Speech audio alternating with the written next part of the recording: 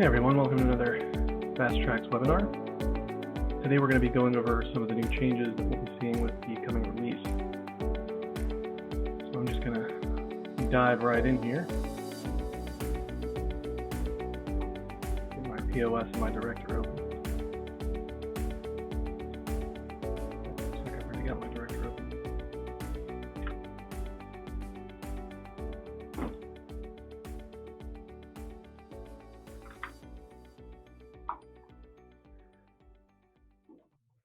Okay, so while we're not going to go into a bunch of detail on this first point, I do want to mention that we do now have EBT support through the POS if you're processing your cards through DataCap.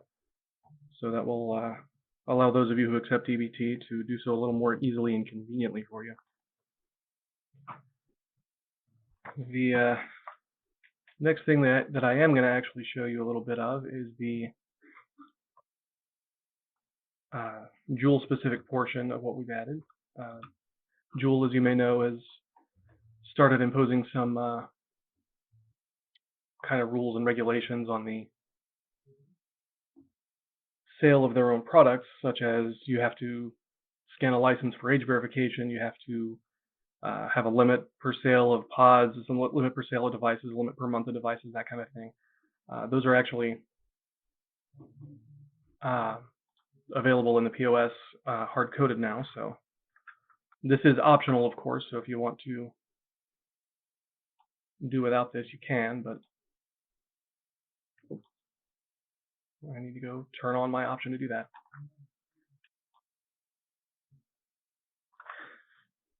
In any case,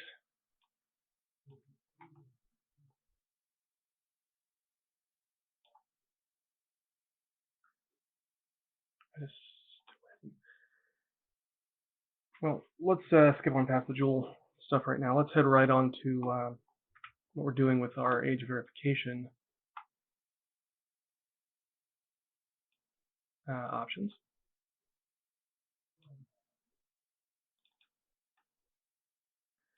So obviously you'll have to switch into, or you'll have to be in corporate mode to use new age verification.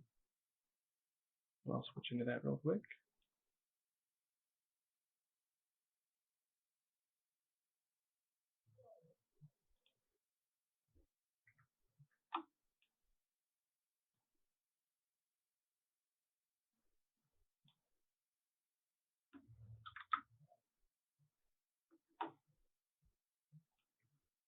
Okay, so we'll go down into maintenance and then into stores.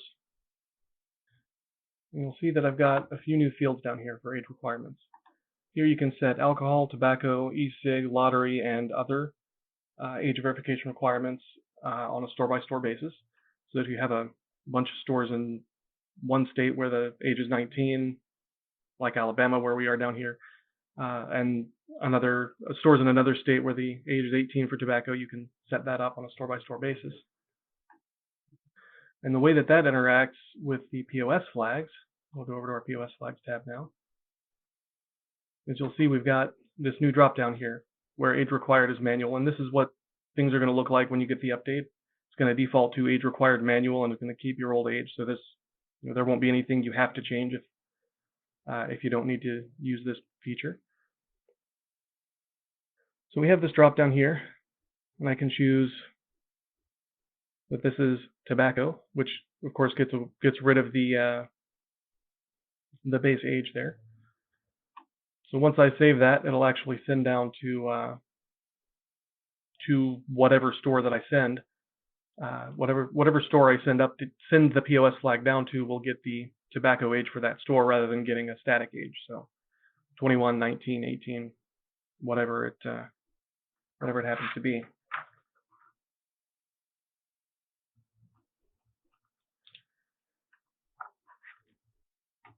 So another thing that we have recently changed is the way we handle tax rates. So if we switch over here to our store taxes tab in maintenance, which is new, you'll see I now have the option to contact a store and get tax rates.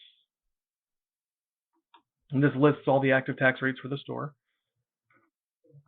And I can go in here and I can change this instead of 4.5%, I can change this up to 5% or what have you. check the boxes for updating, and you'll see I have 3 options here. I can update right now for the source store, which will immediately contact the store and update their tax rates.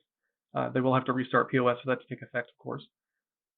There's the option to update now for all selected stores, which goes by your store selection down here. So if you have a bunch of stores in the same state, you can select them all and update them all. And then there's the option to schedule the update for selected stores. So you can, set it for July 1st or whenever the new tax rate changes go into effect for your stores. And this, of course, saves you the hassle of having to touch each individual store, which is what we had to do previously. Obviously, if you are doing the schedule update option, you do need to have FasTrax schedule tasks running on your corporate server so that when it kicks off on the day of the change, it will send down the appropriate changes.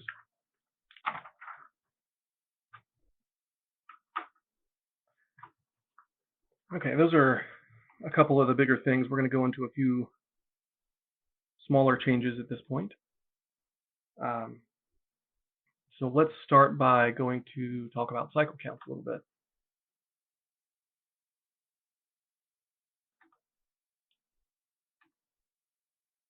So right away, you'll see if we hit new definition that there's a new definition type in here, which is items from negative transactions.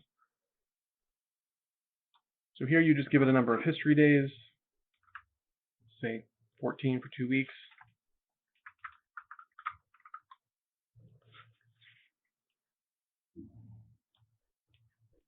When I save that, if I start a cycle count with it, it'll look at all of the negative transactions, the voids, the cancels, the returns of any items for the past 14 days, because that's what I put in, and we'll create the cycle count based on that. So that's actually a completely dynamic cycle count. It's going to have different items in it every time, obviously. One of the things we've added for the non-static counts, when you have edit, you have this option to print, print details is what I'm looking for, which lists all of the items that are in the cycle count definition for you. So if you need to see what that is before you actually start the count, you can do that. And that will hopefully keep you from starting the wrong count or starting a count that doesn't contain the items you're trying to count.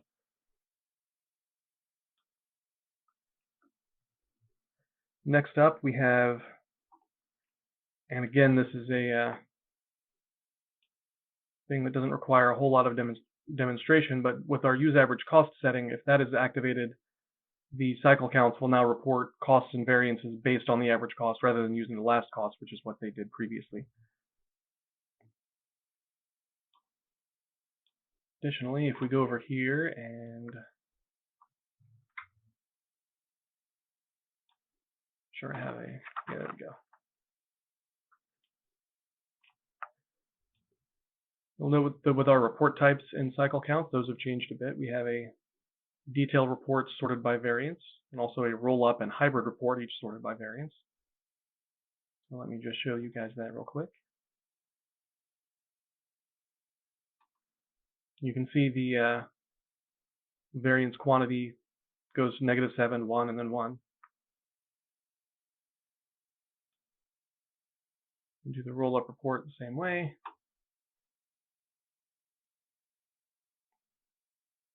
And you'll see that since this rolls up with the parent and child relationships, our -7 actually becomes a -0.7, which means it sorts a little differently, but still sorted by the variance. And the same thing with the hybrid report.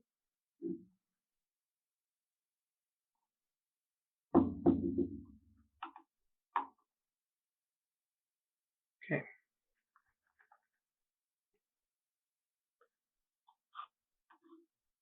Additionally, we added a new option to our system discounts. So for those of you participating in the RJR or Philip Morris loyalty, as I'm sure you know, once you've got required loyalty, there is a limit on how many times you're allowed to trigger that transaction in in a given time frame, and whatever the time frame is you're participating, so the 8 weeks or the 16 weeks or whatever it is. So we added this total limit here. So you can say I've got a total limit of 15, and I can even leave my old daily limit of 1.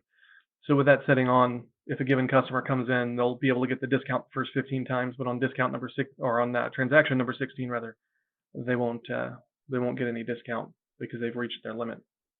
And that is a lifetime limit for the discount, obviously. So that should handle whatever time frame limits they have on you for the loyalty discounts. In the area of reports, we have a few new options. First off, on the reconciliation report, you'll notice this actually looks a little different than it did. Instead of having the bubbles for daily reconciliation or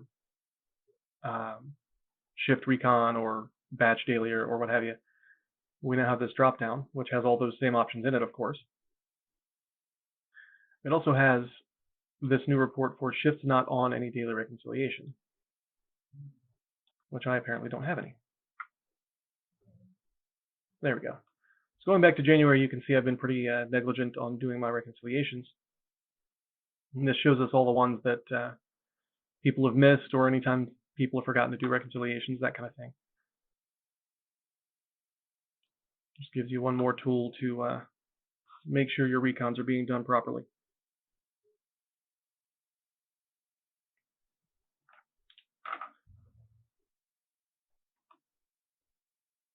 We also added a food stamp sales report. And this shows any and all items that were sold on food stamps. This will be useful for those customers that are also utilizing the new EBT option.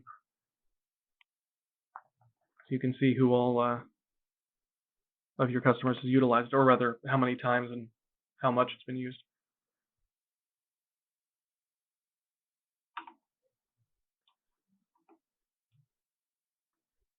So those are some of the new reports. I believe this one is also new, the receiving worksheet. This will show this will group all your invoices, shows what vendor and what report groups were shown on the invoice, as well as quantity and cost, obviously. So that can be used to kind of audit your receiving and make sure that you've gotten in what you were expecting to get in. Over in our inventory module, we've added a new option here in transfers. We can copy an existing transfer. You can copy it, you select which stores you're copying it for, add any notes, create transfer, and then it just populates with all the same items that the originating transfer already had on it.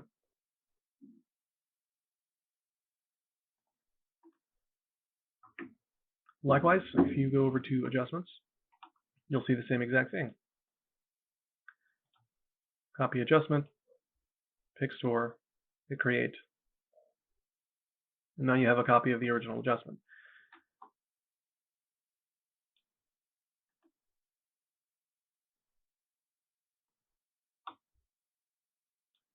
Once more down to maintenance.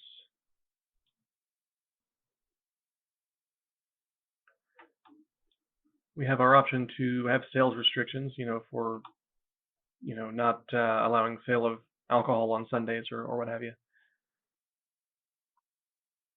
Only now we actually have the option to have multiple sales restrictions assigned to a single department. So if you have a different restriction in one state than the other,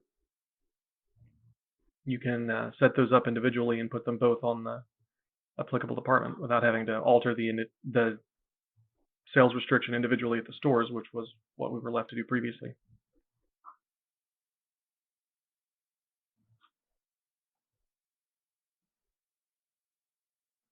On the ordering side of things,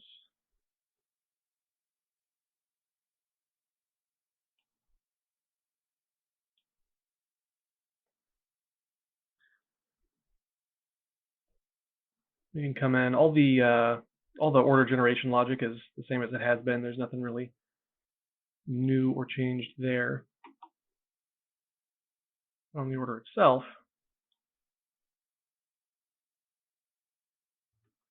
we have a few new things. First off, you'll notice this link for calculate OOS. That's short for calculate out of stock. This will go through each item on the reorder and tell you how long you've been out of stock on that particular item. I don't believe I actually am. Yeah, I'm not out of stock on either of these items, so unfortunately that's not something we can really show.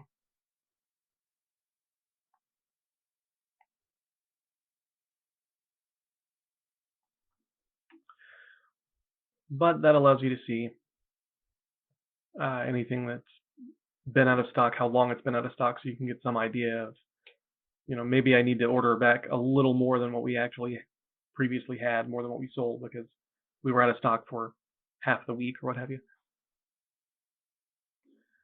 Moving right along,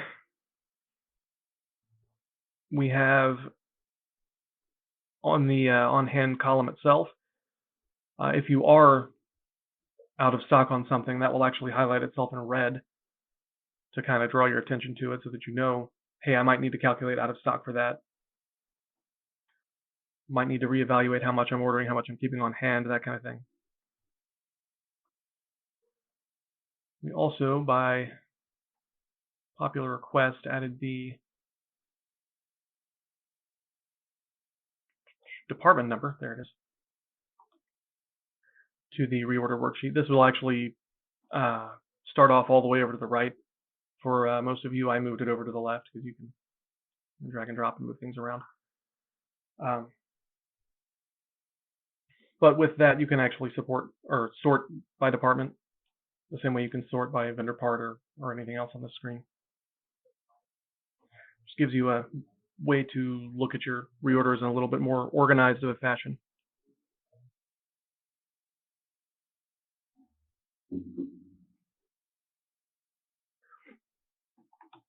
You'll also notice on the reorder screen itself, you'll have a checkbox here that just lets us know if I've converted this to an invoice.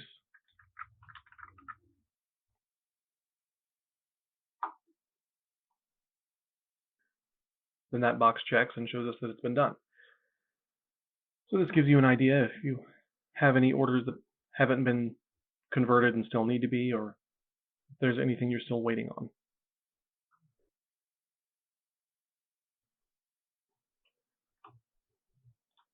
We also have this new drop down up here. This allows us to switch between return orders, which I don't have any of open right now, and regular orders. And of course, it just defaults to all so that you're seeing everything, but that gives you the option to really narrow it down if you feel the need to do so. Okay, so the next thing I want to talk about, we're going back into some of the kind of bigger, meatier stuff. You'll note we've got our settings screen cleaned up a little bit. We were all really happy when this happened. We'll get things kind of sorted out. You'll note that there's this time clock tab here. This allows us to put in some settings for specifying what a lunch and a break is as far as the system is concerned. Because of course you have the time clock types and you can specify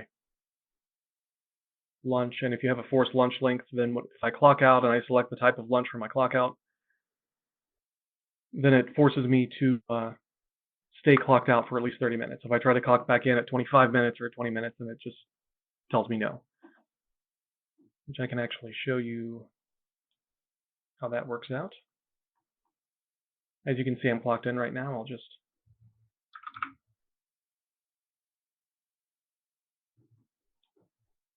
hit clock out. My entry type is going to be lunch.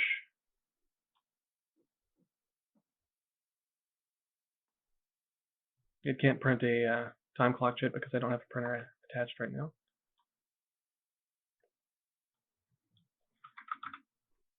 So now if I come back in, I try to clock in, it says you cannot clock in right now.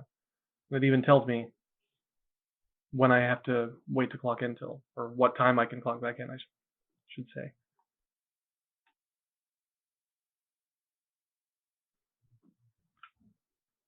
So back into here. So this also shows, or this also gives the option to set a viewer store. There's actually a time clock viewer program that we'll be sending out as well.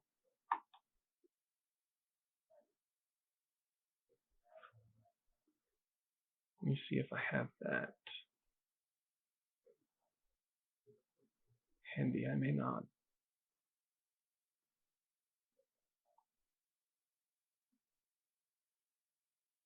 Oh well. In any case, we have a time clock viewer program you can set up to kind of monitor, see who's clocked in and clocked out, and who's on break and what kind of, that kind of thing.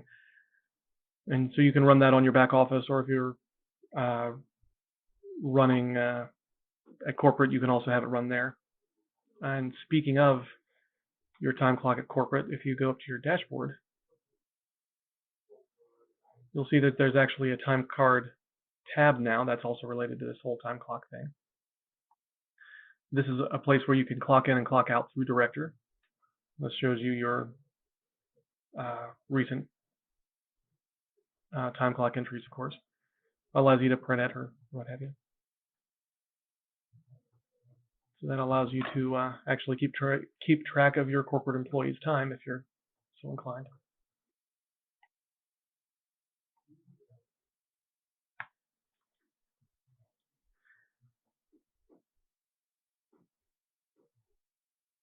Okay, so at this point, we'll move on to the biggest thing that we've added, which is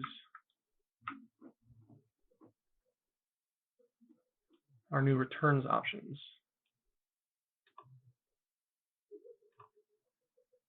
So to enable this, you'll go over into your register settings in POS, and you'll see there's the option to enable return worksheets. And you have a setup link. You've got all kinds of little things in here. So we have the option to allow returned items to be sold back at a discount. We have the option to, when we're adding a return to a worksheet, which is something I'll show you in a minute,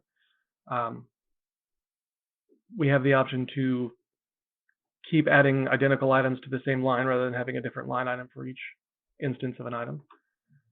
We can force the scanning of items when they're added to a worksheet. We can require the verification of a worksheet before it's converted to an invoice or an order. We can enable or disable converting it to an invoice or an order.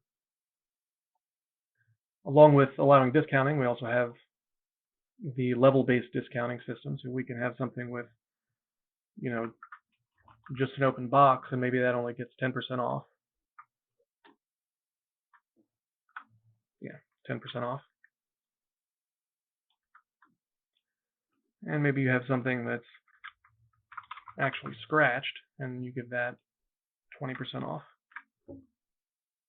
And you can have something that's actually broken that maybe you sell for 50 or 60. You get the point. We also have the option for those of you using the wholesale software from FasTrax. We have the option to return to warehouse. You can choose a vendor to be your warehouse vendor. You have the option to enable warehouse approval, so that when you finish with a worksheet, you can send it to the warehouse, and they have to approve it before you're allowed to actually convert to an order and send it to them. And then there's the option to just enable returning to vendor. And then down here, of course, we have the option to add several return reasons, and these will be visible on a drop-down that you'll see just here in just a minute when we actually show you this in the POS itself. So now that I've turned that on, I will save and restart my POS.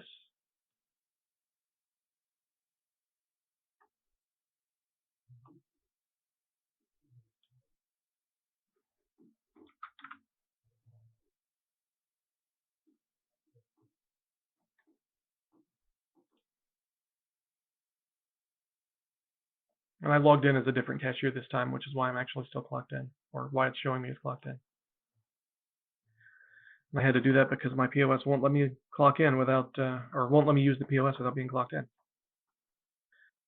Okay, so as far as returns go, you can do, oh, I still have my return forms turned on. No, that's fine.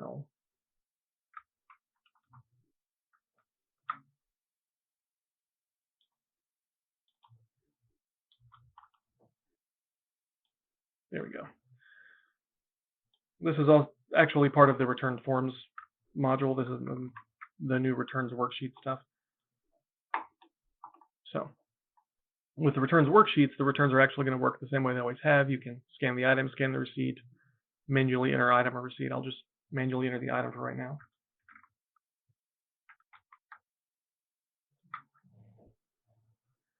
You get to enter a price, age verification, and so on. Now, once I actually tender out the sale, that's when the returns worksheets portion takes over, and you'll see this little pop-up come up. So the default setting here with return to inventory selected and this new item can be added back into inventory. If I hit OK right now, it works just like a return does today. Just like you're used to. It just puts it back in inventory and you can sell it for a normal price.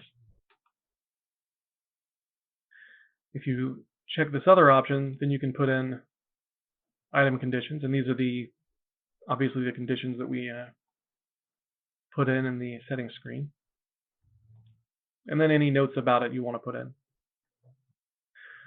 Now if I hit OK on this, this will actually signal corporate, and there's a part in the director under price book for damaged items, or rather pending discount items, what it's called.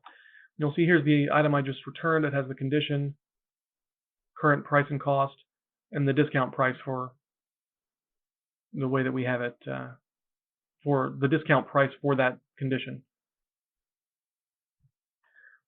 So with all these, I can select one or more. You can also select all or clear the selection.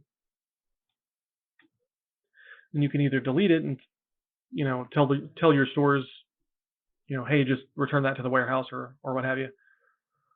Or you can say apply discounts. When I say apply discounts, you'll see it disappears from this list. And you'll see I have my damaged goods button. You can set this up in your POS settings. When I click that, it will bring up all the items that have been returned and have been marked for a discount. So there's the original prices and the sale prices. So I can select one of those and apply, and you'll see it charges me the $63.99 rather than the original full price of $79.99.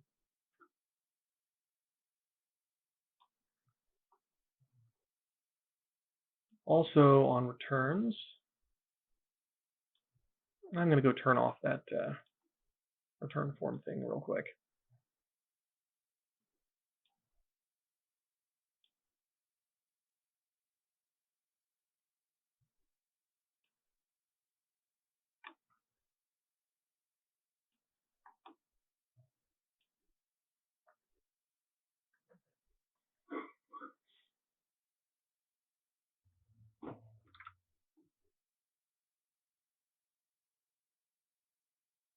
Okay.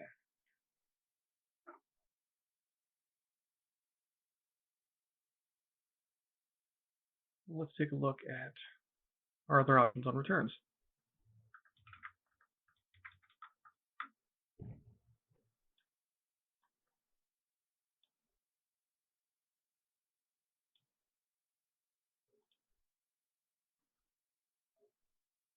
So I cash out, I get my options. We can go over here to return to vendor. Now you'll note when I have vendor 1 up, it automatically selects my part number for this item, assuming that there is a vendor part.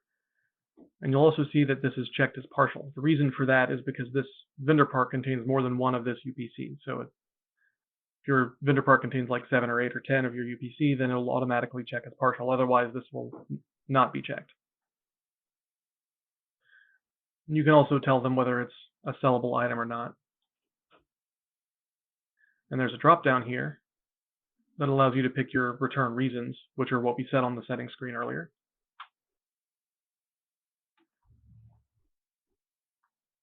So if I hit OK, we return to the POS, and we can keep bringing customers, but once we get a lull and we actually want to deal with this, you can go into Inventory Worksheets,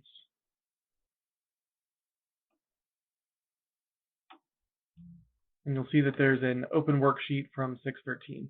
That's from today. You can view that, and this item's been added. So here I can edit, I can add more items if I need to. Once I've got all of my return stuff added to this worksheet, I can either convert it to an order to send it off to my vendor through EDI so that they can credit me for all the returns, or I can just go ahead and convert it straight into an invoice if I've already informed the vendor and I just need to adjust the inventory in my system.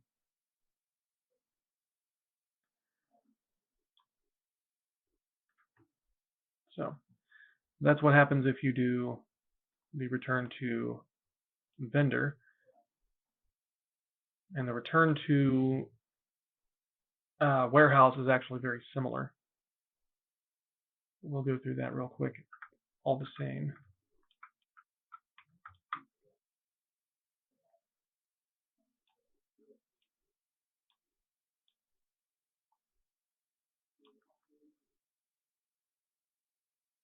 So here I can pick return to warehouse.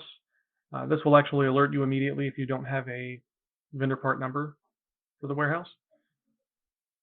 And you'll note that I also don't get to choose another vendor. It has to be the vendor I selected as the warehouse vendor here.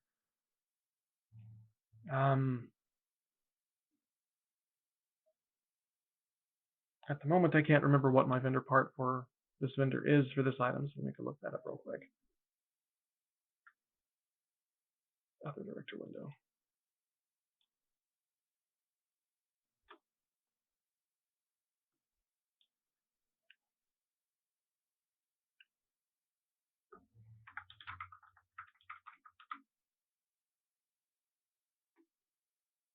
I don't have a vendor part for that item for this vendor, because I chose vendor 4.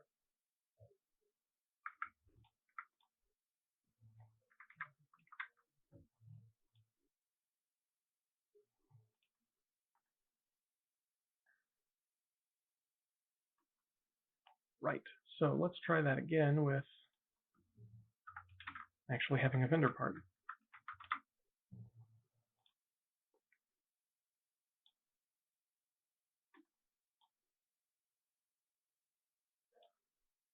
Okay, so this time it brings up my vendor part automatically because I actually have a vendor part. I can mark it as sellable or unsellable, of course.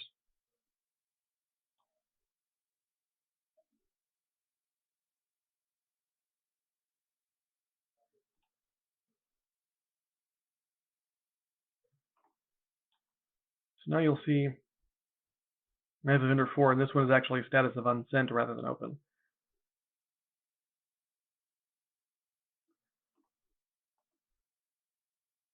So I can view, apparently it added that first item anyway. So I can view, you'll see that it tells you here it's from POS and that you can receive credit for it. Or actually tells you can't receive credit for it at the moment. But so I can come in here and I can change the quantity if need be. I can leave the quantity the same. I can switch it from non-sellable to sellable.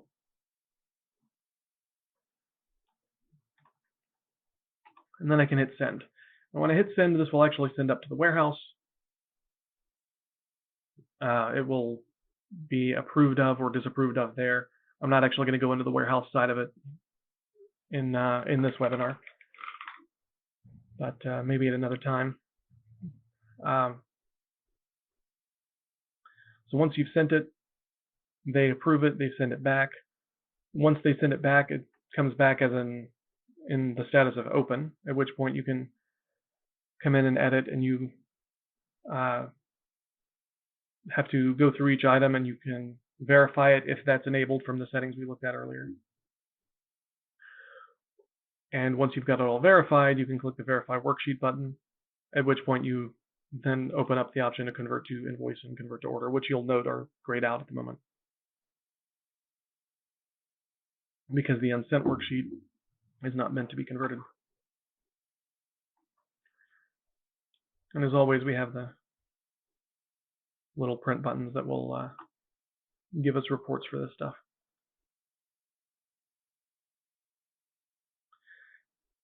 So that is the new Returns Worksheets module. Like I said, that's one of the bigger things we've worked on. You can see that there's quite a number of different options and different ways to approach that. Let's see here. Let me just check my checklist real quick and make sure we've gotten through everything. Yep, that looks like about everything. So that will conclude our webinar for today, guys. I hope this was informative. I hope this was helpful to all of you, and we'll see you back for our next webinar.